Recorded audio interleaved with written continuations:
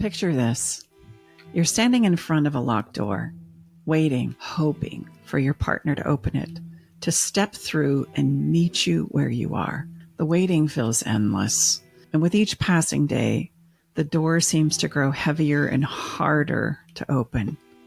You start to wonder if they'll ever come, if there'll ever be the change that you're looking for. But then a thought crosses your mind. What if instead of waiting, you could find a key of your own? What if the real change begins when you unlock something within yourself? Welcome to Love Shack Live, the podcast for those who find themselves at a relationship crossroads, facing daily conflicts and a growing emotional gap, and yearning to rebuild a bond that feels genuine and lasting. I'm Staci Bartley, a relationship expert with over a decade of experience, and here with me is my co-host and lover, Tom, and our daughter, Brooke. Together, we're here to guide you through this journey of transformation. As a family, we've faced our own struggles. We've learned that the path to fulfilling relationships isn't always easy, but possible. We're here to share our experiences, insights, and the tools we've gathered along the way so you can find your way back to a loving, connected partnership. In our last episode, number 191, we explored the importance of focusing on yourself when seeking change in your relationship. But what happens when you start to grow and your partner doesn't respond the way you had hoped? Is it possible that your self-improvement could actually lead to more conflict?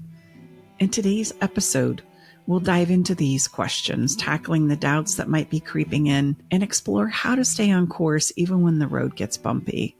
We'll also share practical tips on managing the challenges that arise when one partner is growing and the other is seemingly stuck in place. But before we jump into that, let's quickly revisit what we covered last time: the importance of self-focus and taking personal responsibility in your relationship. We know it's tough when your efforts don't seem to yield immediate results, but today we're going to help you navigate these frustrations so that you can keep moving forward.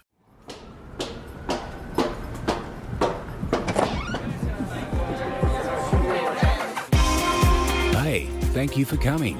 Welcome to the Love Shack. So to recap, what we talked about was anchoring within where I end and someone else begins.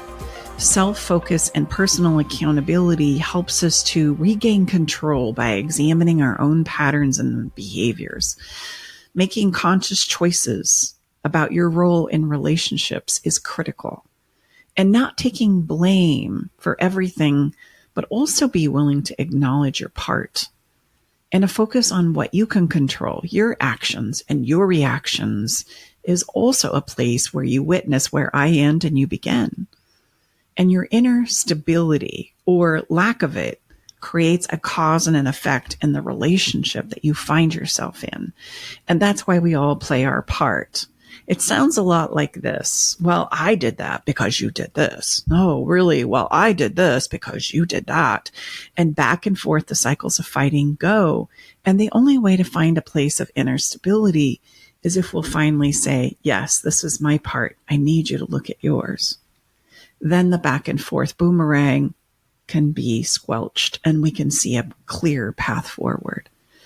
Essentially, it's this: the more insecure we are, the more we feel the need to impose our views on everything and everyone. The more secure we are, the more room we make for another's point of view. It's the difference between inclusion and exclusion in our relationships.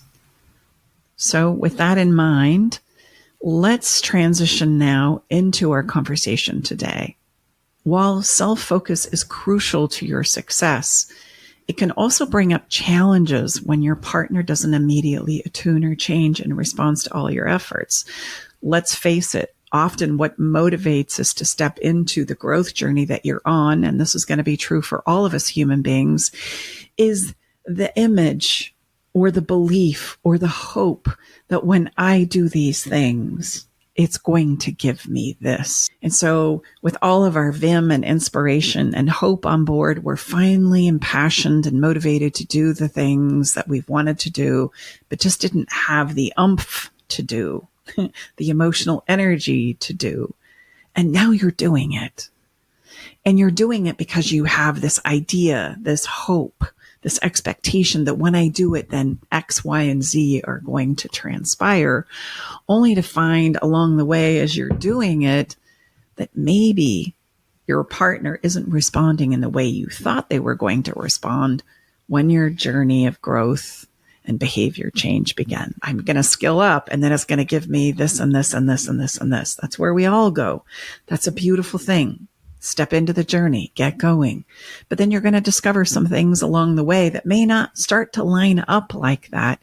And it's in this place on the journey where we can become a bit weak-kneed.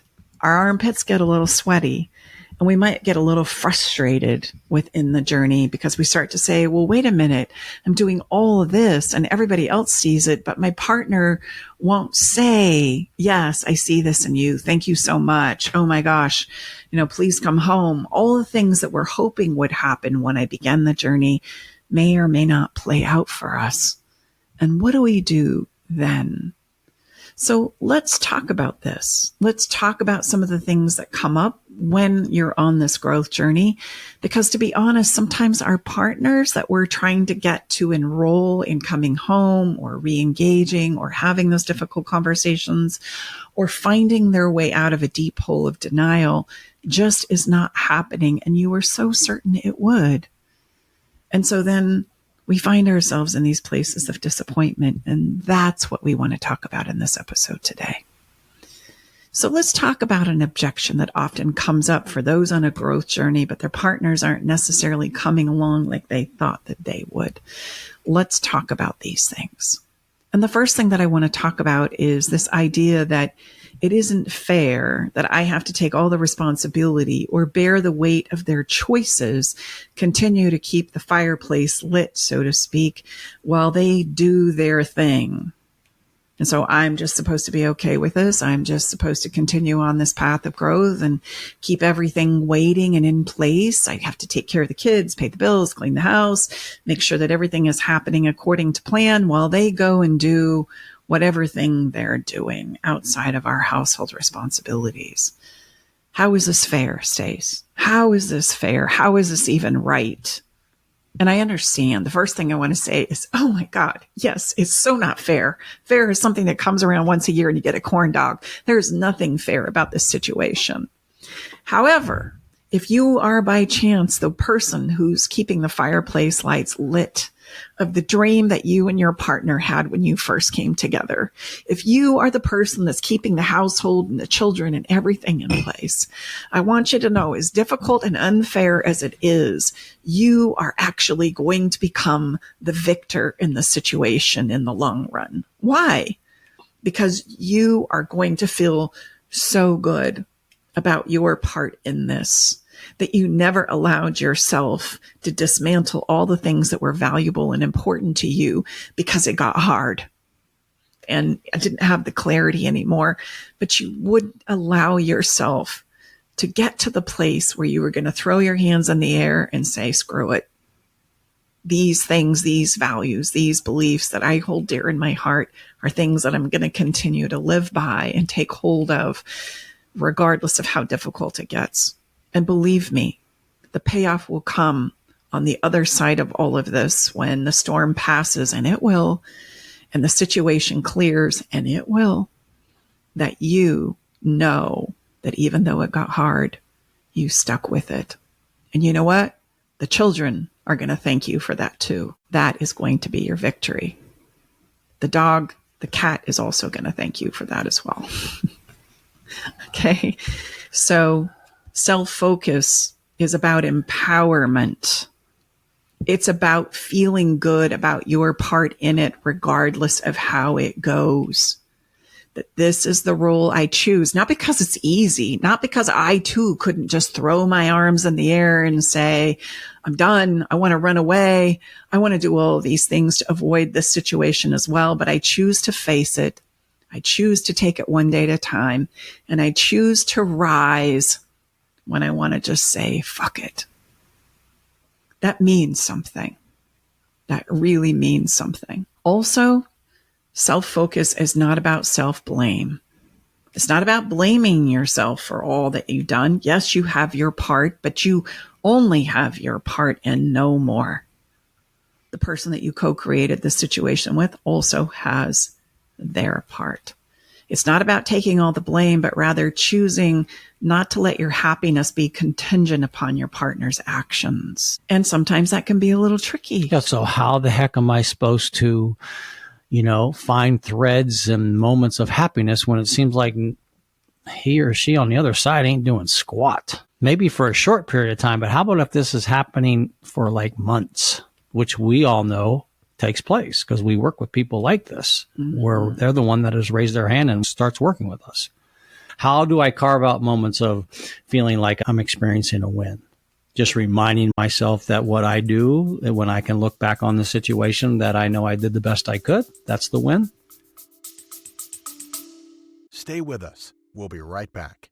Navigating the silent, complex moments of separation or your partner's need for space can feel like walking through a maze without a map. If this sounds familiar, know that you are not alone. This journey, filled with uncertainties and introspection, requires a gentle, understanding guide. Hey, I'm Brooke from Love Shack Live. We see you, and more importantly, we get it. That's why we created the Separation Support Bundle, a collection of resources designed to not just guide you through separation, but to offer comfort and clarity during these times. Our separation guide offers insights and support to help make sense of your emotions and the process of separation. And for those moments when words escape you, our guide on 10 texts to send when navigating space provides thoughtful prompts to help communicate with compassion, plus a soothing separation meditation to help ease the overwhelming moments. Because sometimes all we need is a starting point or a way to start feeling okay again. Remember, you don't have to journey through these complexities of separation alone. Our separation support bundle is here to accompany you,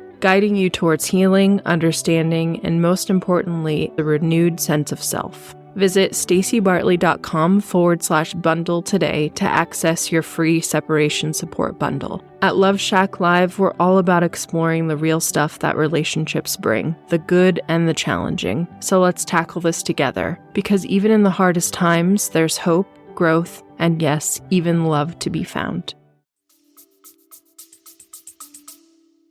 And staying true to the values, the beliefs, the things that you wanted to create in this situation, regardless of what your partner does, it means something. I'm thinking back to a place where I had to make a choice like this. I had to make a critical choice as to whether I was going to remain true to the values and beliefs as to me being a mother, a wife, and the values that I wanted to instill in my children and in my family. Who's going to do it if somebody bails? And do we think that the children then just pay the price and everybody's okay and life just moves on? And if you do it, then I get to do it too. We can choose into those things. It was hard not to. And there were days where the unfairness sometimes would make me so angry. But I'll tell you, decades after the fact, as I look back on that situation, I could not be more grateful that I held to the beliefs and the values that I wanted to represent as a person, individually, and as a wife, and as a mother. I have no regret, zero regret about my participation in this. I know when I look back, I did everything within my power to show up as the best version of myself. And that ultimately is my win. And you know who else appreciates it? My kids.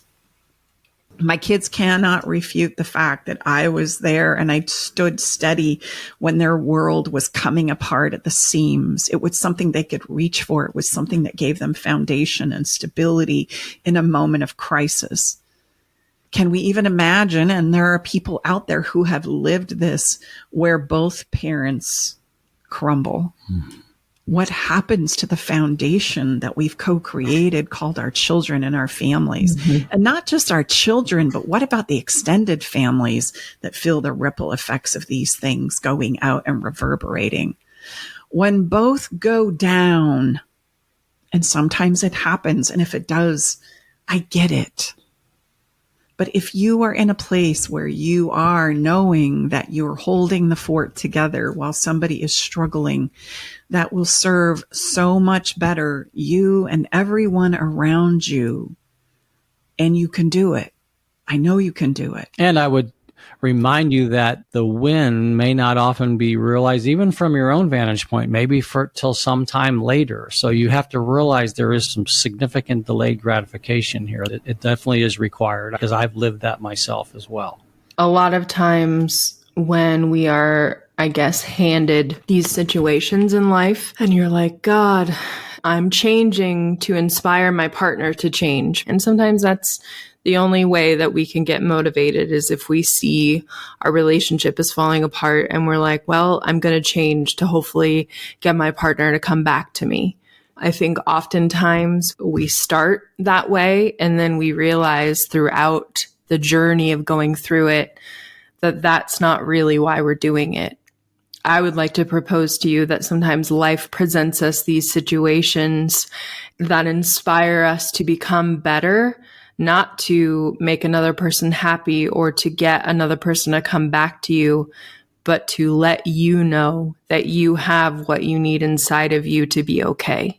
These situations happen where you literally feel like your life is never going to be okay again, or you're laying on the bathroom floor crying so hard you can't catch your breath, and you're like, how am I ever going to make it out of this? Well, these things happen so that you can show yourself that you are going to be okay. And you do have what's needed to get through it, even though you don't know how that's going to happen. In the situation you're in right now, if it feels so bad, you probably can't see your way out of it. But the three of us can promise you that you do have what it takes. And sometimes we need to be reminded of that, because we can become so dependent on our partners to be that for us. We can become so dependent on our kids to support us. It's easier when someone else can give you the support that you're wanting so bad.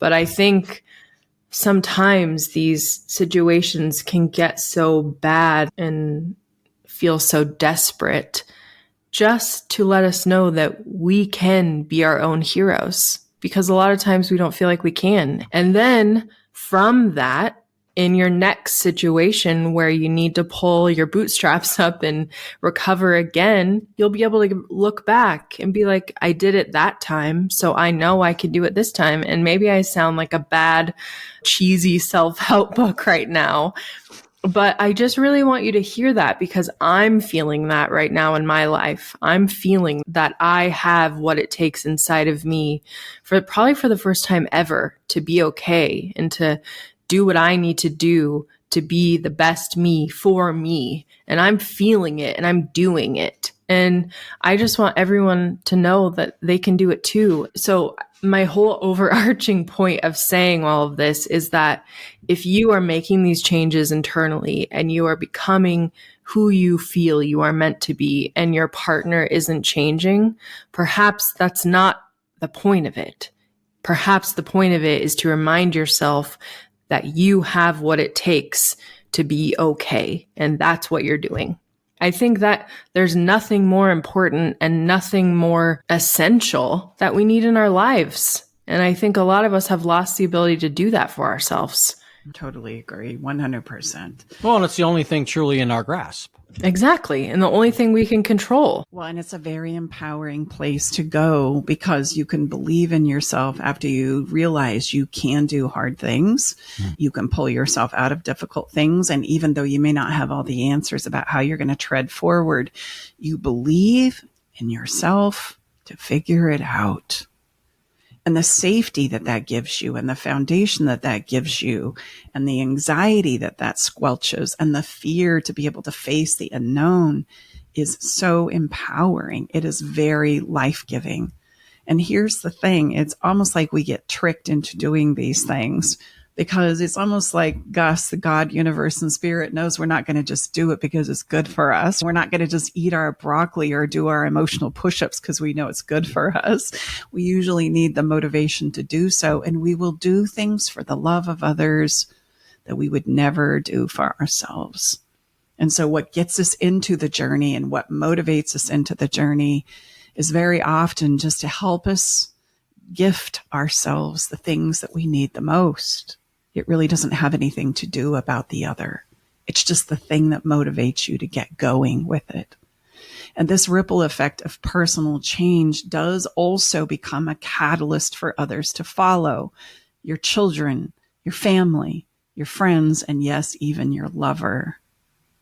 And so the best gift we can give to ourselves and those around us is to be the demonstration of what it is you would like to create in your own life.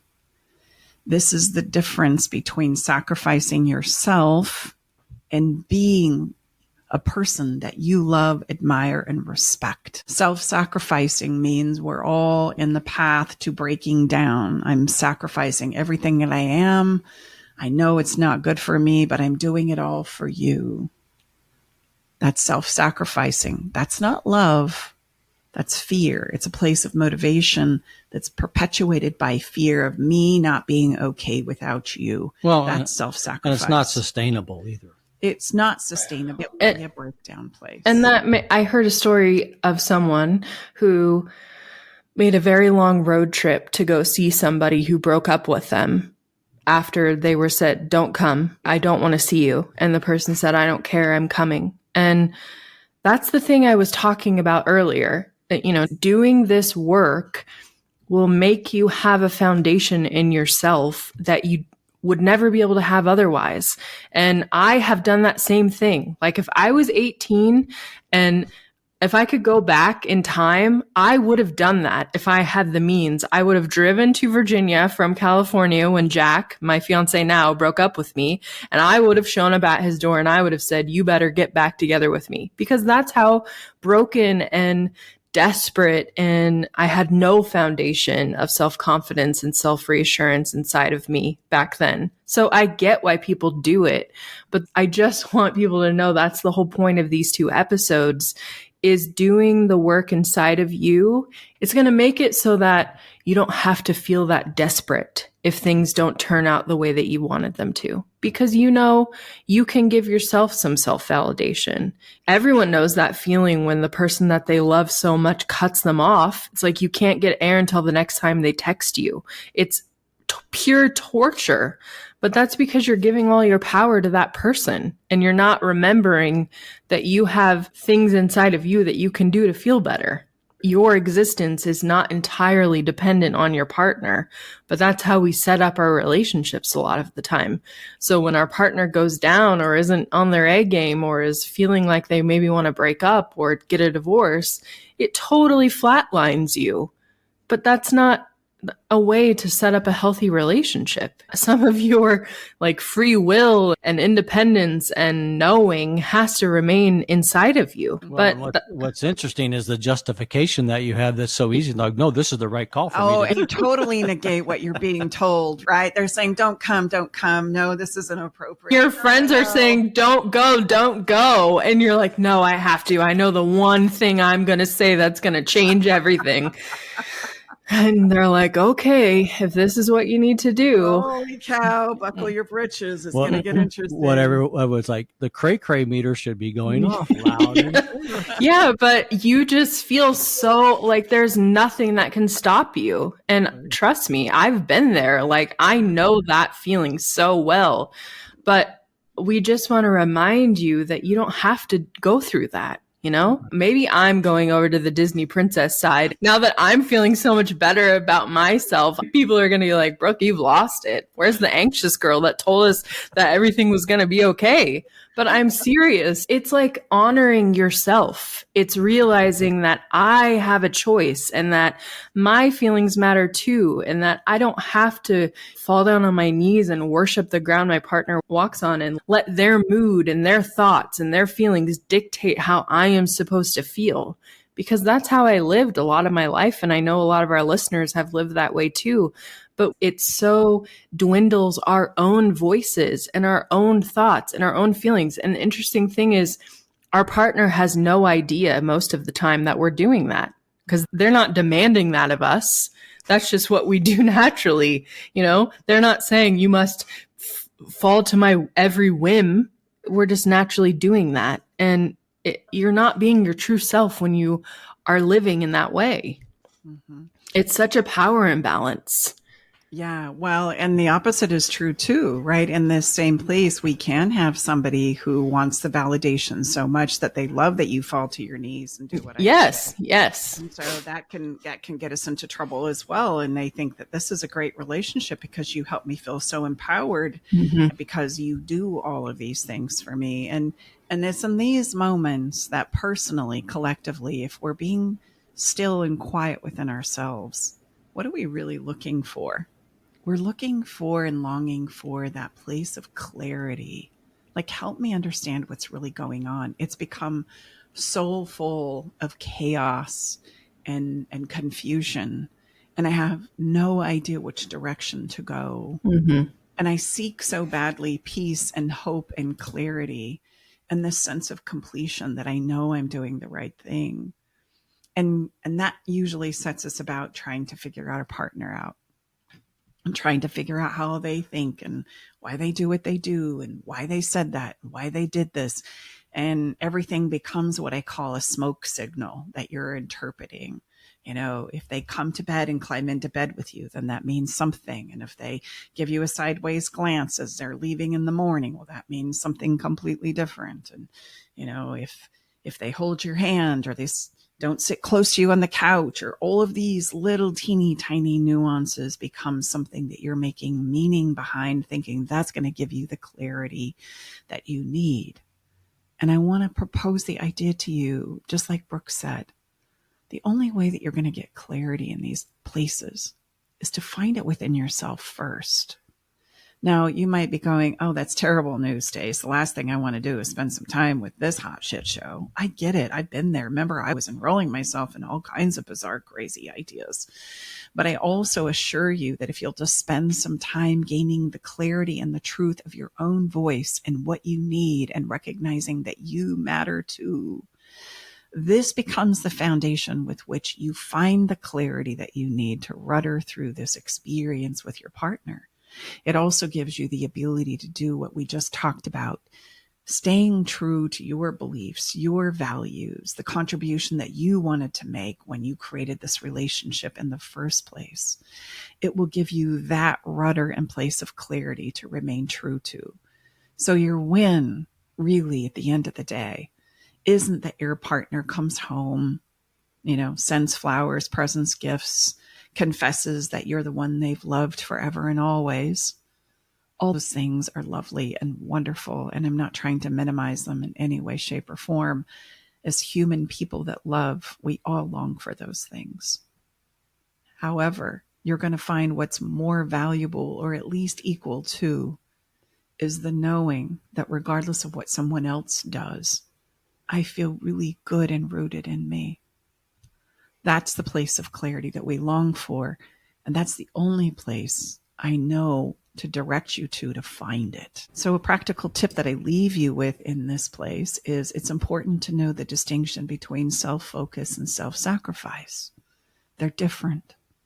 Self-sacrifice means I bleed out on the ground. I'm breaking down. I know that what I'm doing and saying isn't helping me feel better about who I am or better about who I'm becoming. It's actually me breaking down and becoming less and less of a version I feel good about. That's self-sacrifice. Self-focus is recognizing that there is a difference between me and you. There is a place where I end and you begin. And there is a place, regardless of what you're doing and struggling with, that I need to find my own place to stand. My own version of what it means to be me. And believe it or not, from that place, it's not selfish, not at all. From that place, I have more to contribute and give in support of somebody I love that might be struggling, not less.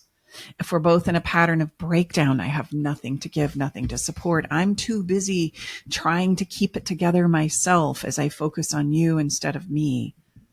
I call that the race to the bottom. There are no winners there. We're going to both lose. But if I can find a place inside of myself, a foundational place that I can cling to when the storm is raging through our relationship, I can see through the whiteouts. I know how to pull over when I get disoriented.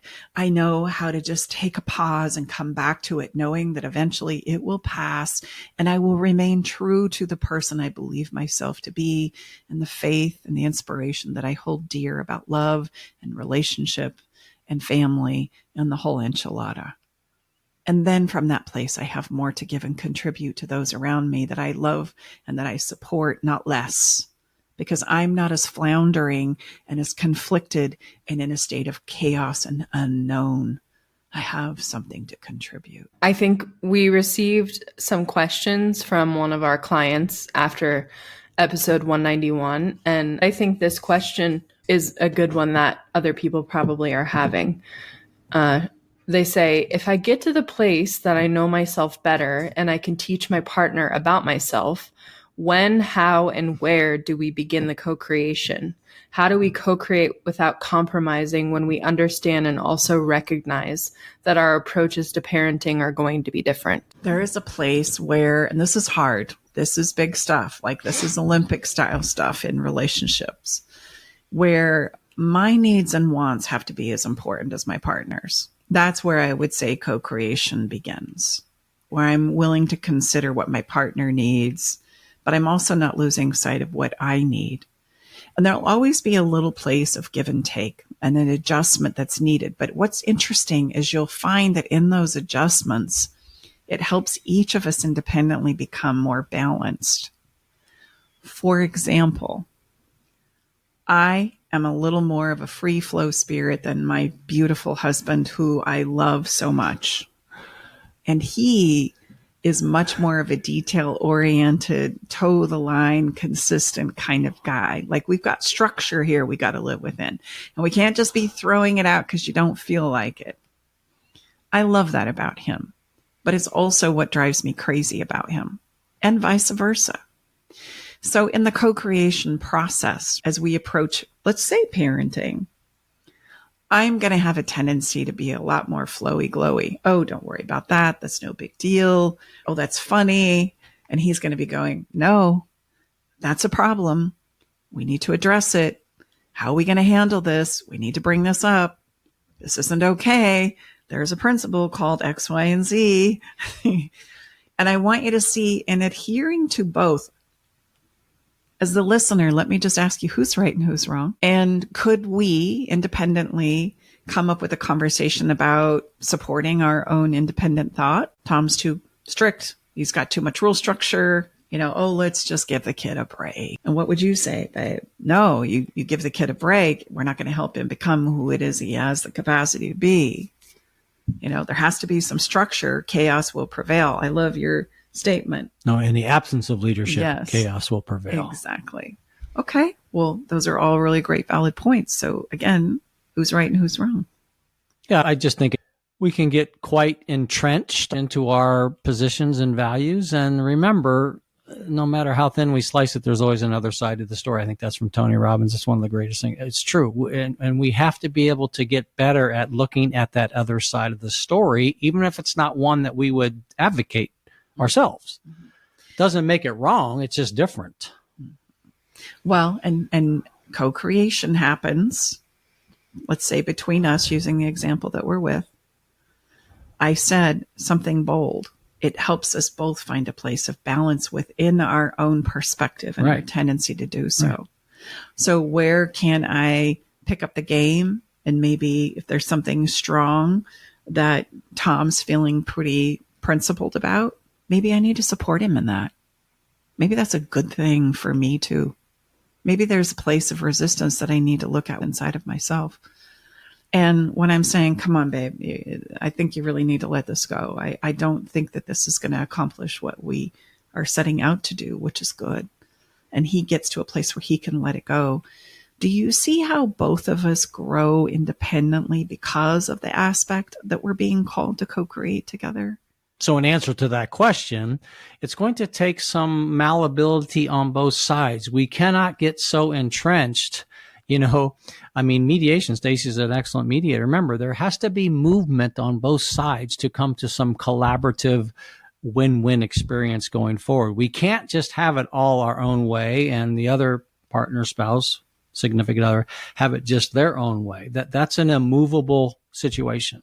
So very Right? often in these places where I go, well, I'm very clear about me and I'm very clear about the feelings that come up in me and what I want and how to do it. And that's great. That's awesome. You have to have that in order to co-create with somebody. Right. If I don't have that, then how am I going to talk, share, even negotiate or come up with something that's going to help me expand? I can't. It's just going to remain chaotic. And so when two people can come to the table acknowledging and understanding who they are, it will only be from this place we can even co-create effectively. And you'll find that in the co-creation of it, and my needs and your needs are just as important as my own, in meeting a place where we can both feel good about it, it's going to cause an expansion of both. There's going to be a rebalancing of both people in the co-creation aspect. It's not about who's right and who's wrong so much as it is where is it that I need to maybe come your way a little bit because that's probably good for me to practice because I've become so tight in this place? Or where is it that I need to pick up my game a little bit because it would serve me and I've become way too nonchalant and willy-nilly about this because I really don't want to address it. I don't have the emotional capacity to. And there's a check and balance there that I feel like in the relationship experience of co-creation, we simply don't value. We find ourselves fighting in who's right and who's wrong instead of valuing the contribution in and assuming the good that we both bring to the benefit and the expansion of all. And I would just lastly say specific to blended families. I mean, we could have a whole nother body of work on blended families, but to be fair, we have a fair amount of experience in this area because we have a massive blended family. And most of it is with this woman. Numerically, to be fair, it's not even close to be evenly weighted. But my point here is, hey, baby, I'm worth it. Yeah, right? yes. I need to hear you say But that. I would say one thing that Staci and I think do really well is at the end of the day, we're very good at whoever has the biological connection to those children. We're going to always support that person, to take the last call. And we've done that from almost 14 years now. Man, it's getting serious, honey. Mm-hmm. We've been together. That's the last card we lay. And we have followed that from day one. And I would say it always has served us. Mm-hmm. So we really support each other in that. And I only have two, Brooke and one other. Staci's got the rest. So, I'm a lot of times laying that card, but to take in all seriousness, that's really served us well. Mm-hmm. Because to be fair, I'm not their father. I'm just some dude that loves the mother. I mean, come on. Remember, your kids are along for the ride.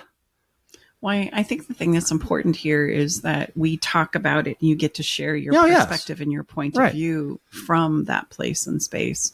But then, as you said, the biological parent gets to make the final call, and then they're supported in that decision making. We have the conversation happens so that there can be a check and balance, and they can also feel like they've been heard and that they're participating in this place and space. But then we're going to default to the biological parent making the final decision about how we're going to proceed, and then the step parent must get on board to back the biological parent in that decision. Or you're going to have chaos. You will. Often what happens is we fight about it and the biological parent either just bullies their way through doing what they feel like they need to do with no support and backing from their partner, sometimes to the chagrin of their relationship, or they acquiesce to the step parent, which also causes them to feel let down, broken, dismantled, unsettled with it. Mm-hmm. And that's not going to go well either.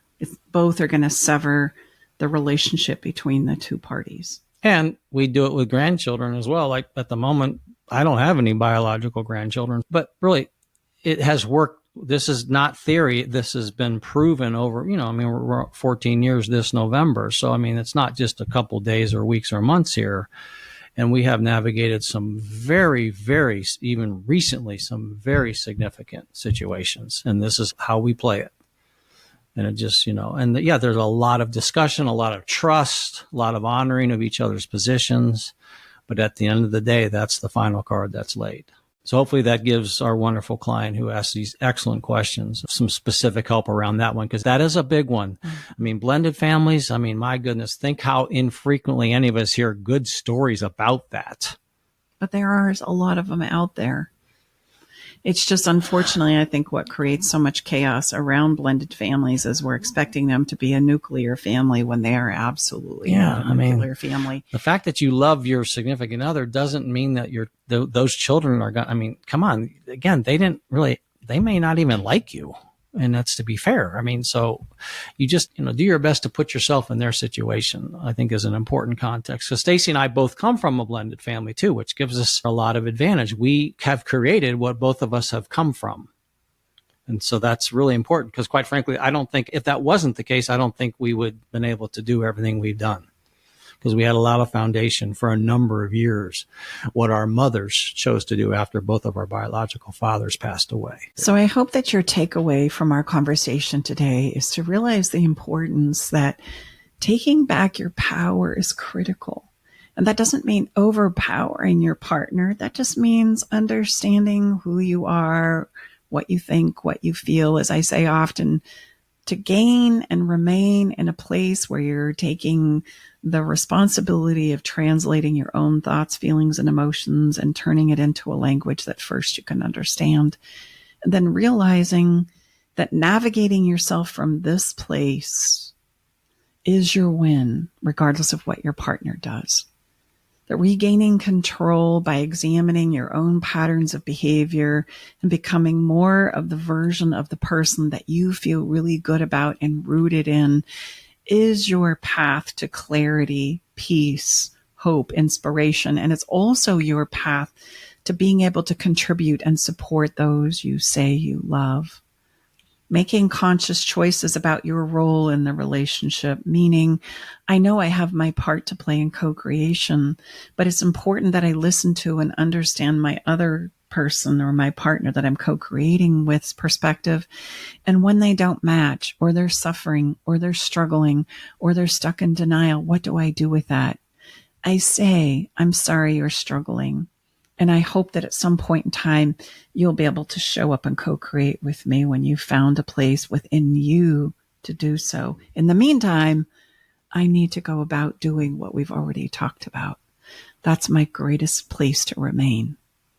And not taking all the blame, but acknowledging our part is important. There's a check and balance in that as well. We can all think that the way I see it, the way I feel about it is the only way, without realizing in that place where we were talking about the principles of co-creation, when I entertain another person's perspectives or skill sets or abilities, they're not going to make any sense to me because they're not my strengths and abilities. However, when we can find a place to co-create and work with those, I do become a more expanded, balanced human. And that's the gift of relationships overall. And then a focus on what you can control, your actions and your reactions. That's your part. So often in our relationships, we try and control our partner to help ourselves feel better. And I want you to know that that's a zero-sum game, because eventually I'm going to have to turn into a version of myself to manage my partner so that I feel better, right? To control them so that I feel better, that now I don't feel good about being. That's a problem. That's a zero-sum game as well. I need to manage me, not my partner. I don't need to manage my partner to manage me. I just need to manage me. And what is that? I just need to ask for what I need. I need to reveal and understand that for myself. I need to be able to make decisions and choices for me. But I also need to be able to understand my partner's decisions and choices to a degree that we can figure out where it is we can co-create in the middle. And if somebody is acting out and stuck in denial and won't come to the table to have these conversations, then you cannot co-create with them right now. So I need to go back to doing what it is I know I need to do for myself right now. Our inner stability, or the lack of it, creates a cause and an effect in our relationships. The more insecure we are, the more we feel the need to impose our views on everything and everyone around us. The more secure we are, the more room we make for another's point of view. It's the difference between inclusion and exclusion. And if by chance from this conversation, you're feeling like you need more skills and tools in order to help you navigate this often challenging place, then I'm going to encourage you to visit our website at stacibartley.com and look at all the many resources and ways that you can be supported in taking these skills, this perspective, this place to the next level. There's many ways and places that we help and support you there. You can check that out by visiting any of our social media pages as well. But most of our information is held at stacibartley.com. Yeah, and I would just wrap this up. This is Brooke's recent realization, if you will. And Brooke, correct me if I'm wrong, but this is a great reminder for all of us. And I think it might catch you in a different place. Working on yourself is working on your relationship. That's where it starts. And that truly is the first and only place any of us can start. So remember, there'll be incredible benefits far beyond what you can imagine if you take that approach. At least that's our experience within our own family, and then doing this for over 10 years. Oh, and if you have any questions, if you have any shares that you want to reach out to and share with us, again, you can do that at our website, stacibartley.com. Please remember, it's what you are that heals, not what you know. I think that's really important. It's how you show up. And remember, as human beings, we show up as good as we feel. So the better I feel about me, where I'm going, the more foundational I am within me, I show up better. Power of demonstration.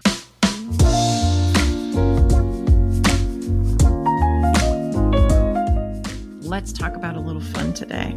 And the little fun that I have for you is kind of in line with you doing what you know you need to do to feel good about you. And I know no better way to tap into that place than to take yourself out on a date. Yes, solo, all by yourself. Stepping into and allowing yourself to embark on some activity, something that you know always makes you feel good. For some of us, it might be finally taking the time that you want to and have been intending to do what? Fill in the blank. Dance, paint a picture, write poetry, be in nature, take the grandkids out, take the kids out, get your nails done. There's a myriad and 1,001 things that you could choose from. But what is it that you know you could gift yourself the time to do? Well, make a time here in the next week to put it on your calendar and actually do it. It will be very life-giving. And more importantly, it's the emotional refueling that we very often need to continue to be the rudder through this very difficult challenges and places in our lives and in our relationships. It will give you the gas you need to continue the journey.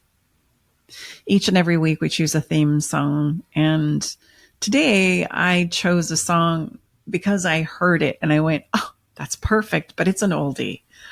Do you, listener, remember Michael McDonald?